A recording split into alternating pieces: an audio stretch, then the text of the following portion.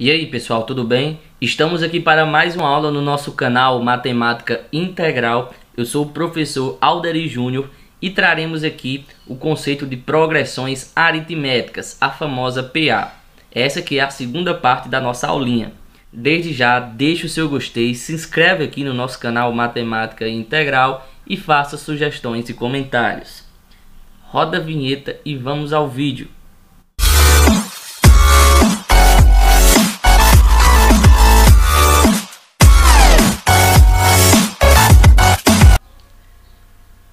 Vamos agora falar sobre a soma dos n primeiros termos de uma PA. É impossível falar da soma dos termos de uma PA sem falar no alemão Gauss. Desde cedo sua vocação para matemática surgiu. Conta-se uma história de quando ele tinha um pouco mais de 10 anos, como castigo, o professor de sua sala pediu que todos os seus colegas e o Gauss somassem todos os números de 1 a 100. A história conta, que Gauss surpreendeu o professor ao responder esse problema bem rápido, Então, o que Gauss teria feito? Ele pensou o seguinte: aqui está a nossa sequência, 1, 2, 3 até 100. O professor pediu que ele somasse todos esses números. Ele percebeu que quando somasse 1 mais 100, ou seja, os dois extremos, ele iria obter 101. Percebeu que quando ele somasse os outros dois extremos, 2 e 99, ia obter o 101 também. Ele percebeu que quando somasse 3 mais 98, também daria 101. 4 mais 97, também 101. E assim por diante. Então, o que foi que ele pensou? Quantos pares podemos formar com os extremos de 1 a 100? Se nós temos 100 números e nós estamos pegando 2 em 2, então nós faremos essa continha 50 vezes, não é verdade? Então o que foi que ele percebeu? Que a soma daria 101 50 vezes, ou seja, 5.050. Se você somar 1 mais 2 mais 3 mais 4 até 100, você vai obter 5.050. Então nós vamos agora generalizar. E se eu não quiser somar os 100 primeiros termos? Se eu quiser somar n termos? Então nós vamos generalizar para obter uma formulazinha. A fórmula da soma dos termos. Então o que foi que Gauss fez? Para somar os 100 primeiros termos, ou seja, o S de 100, Gauss obteve o quê? Pegou o primeiro termo. Quem é o primeiro termo? 1. E somou com 100, que é o nosso último termo.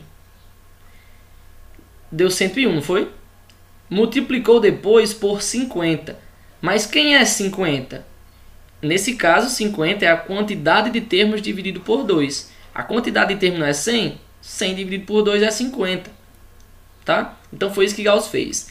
Generalizando, nós vamos substituir. Ao invés de o S de 100, nós vamos querer achar o S de n, ou seja, o enésimo termo, a soma dos n termos que a gente quiser. Então, o S de n vai ser igual ao A1 mais o AN, que é o último termo, vezes 100, que é a quantidade de termos dividido por 2. Então, o Sn, ou seja, queremos somar n termos, é só a gente pegar o primeiro termo, somar com o último termo e depois multiplicar pela metade da quantidade de termos.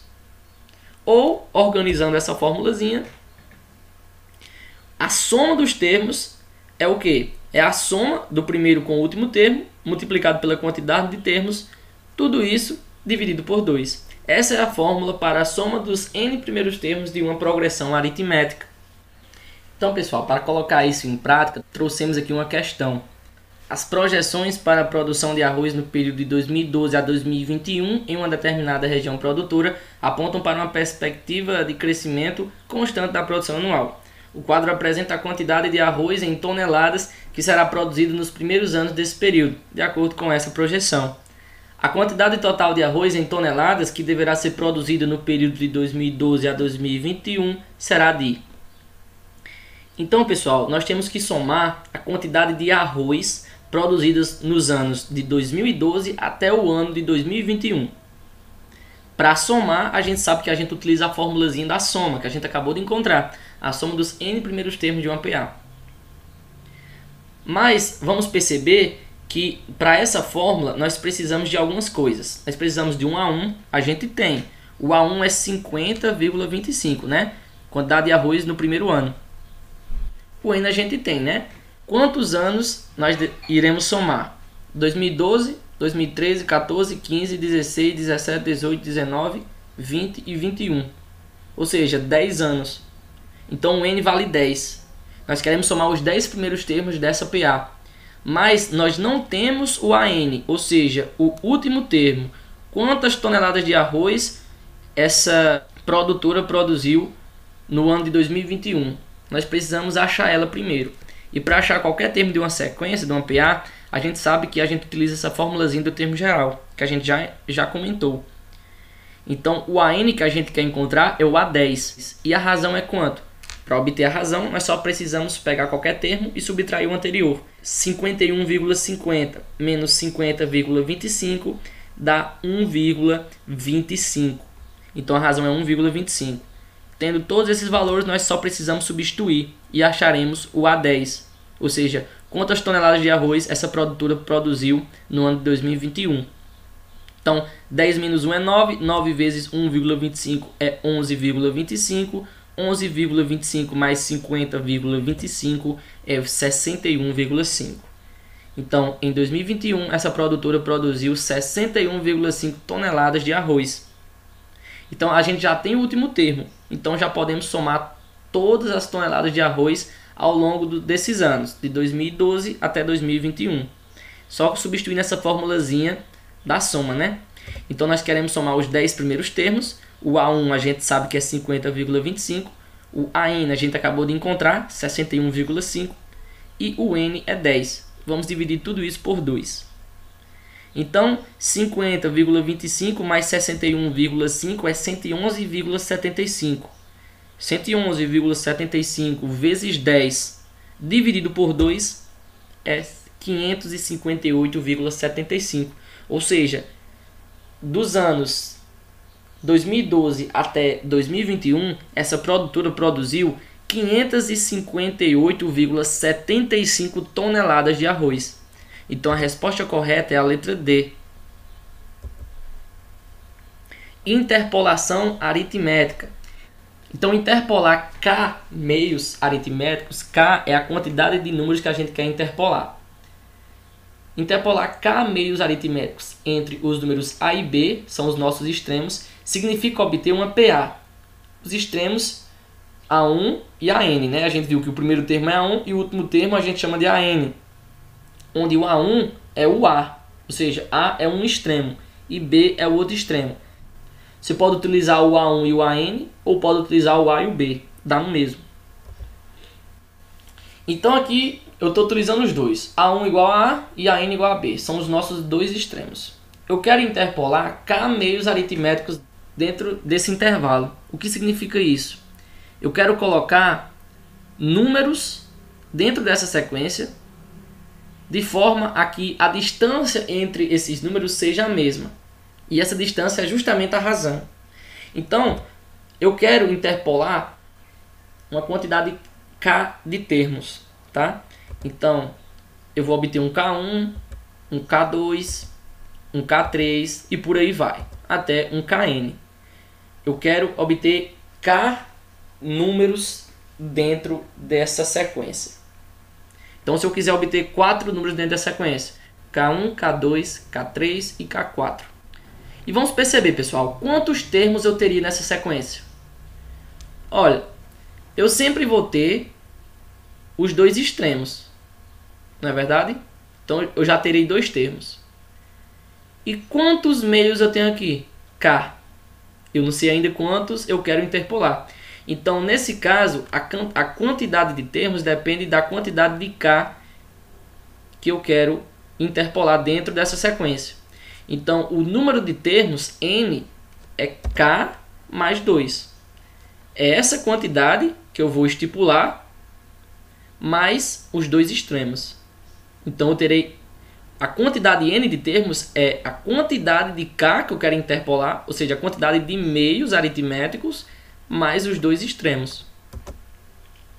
Inicialmente, vamos achar a razão quando a gente quiser interpolar.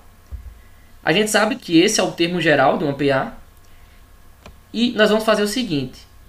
Ao invés de n, nós vamos colocar k mais 2. A gente acabou de ver que para interpolar nós teremos a quantidade de termos n será igual aos k meios que eu quero interpolar, mais os dois extremos, ou seja, k mais 2. Então, ao invés de n, eu vou colocar k mais 2. E vou fazer as continhas.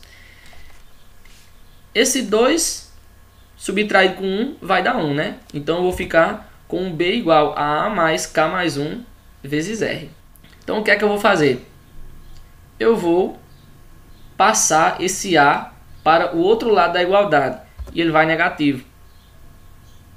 Depois eu vou isolar o r. Eu quero isolar o meu r e achar a nossa razão, né? R é o valor da razão.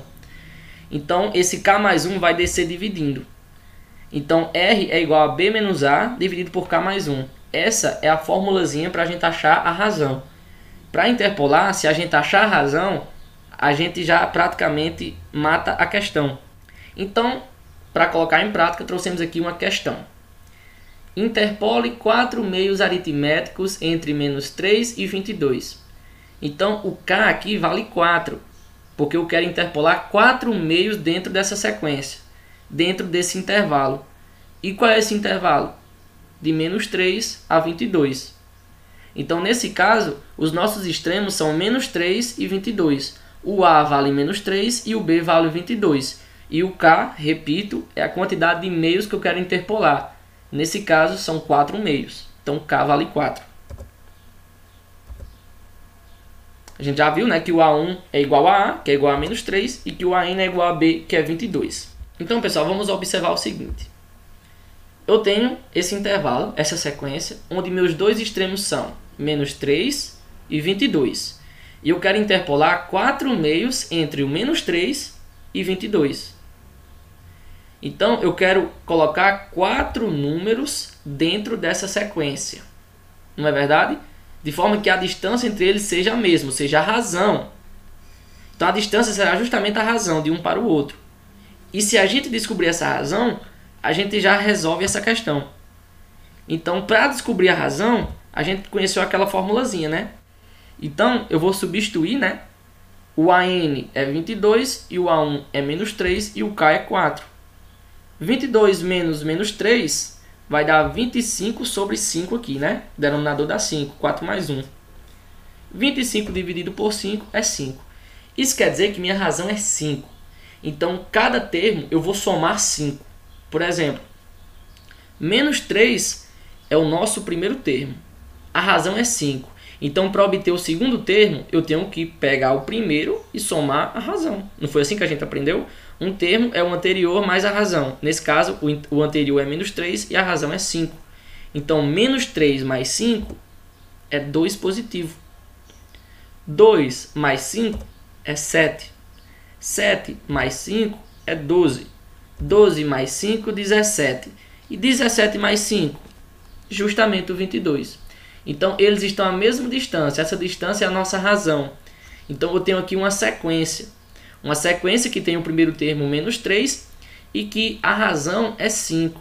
Então, eu tenho a minha sequência menos 3, 2, 7, 12, 17 e 22. Agora vamos trazer uma importante relação da progressão aritmética e a função afim, que nós já vimos, né, no curso passado, curso de funções. Se você ainda não viu, dá uma conferida lá. Então, pessoal, a PA, por exemplo, 1, 4, 7, 10, 13, 16, ela tem o primeiro termo 1, né? E qual é a razão? Lembra que para a gente descobrir a razão é só pegar um termo e subtrair o anterior. 4 menos 1, 3. Então a razão aqui é 3. Essa PA ela é uma função de domínio dos naturais não nulos. A gente já viu isso, né? Então, nós temos aqui o nosso diagramazinho de Flash, o nosso diagrama de Venn. Nós temos o domínio 1, 2, 3, 4, 5, né? E eu tenho as imagens, que são justamente os nossos termos. 1, 4, 7, 10, 13 e por aí vai.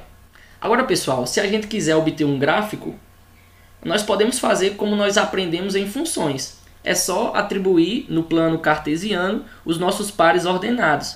Vai ficar dessa forma. Então, pessoal, O termo geral dessa PA é quem? A gente sabe que o termo geral de uma PA é dado por AN igual a 1 mais N menos 1 vezes R. Então, pessoal, eu vou substituir. Qual era o primeiro termo dessa sequência? É 1. E quem era a razão? 3. Então, eu vou substituir aqui. Aplicando a distributiva aqui, né? 3 vezes N, 3N. 3 vezes menos 1, menos 3. 1 menos 3, menos 2, mais 3N. Pessoal, agora vamos observar um detalhe bem importante.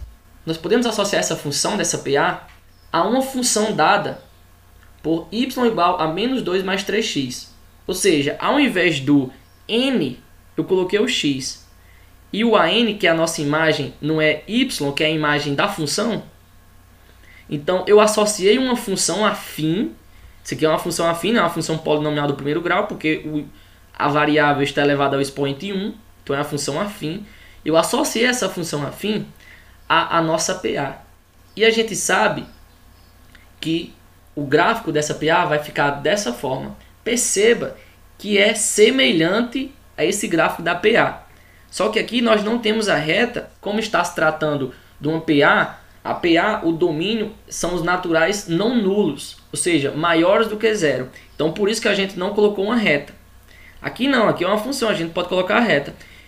Então, dessa forma, nós aprendemos que podemos associar a PA com a função afim e vice-versa.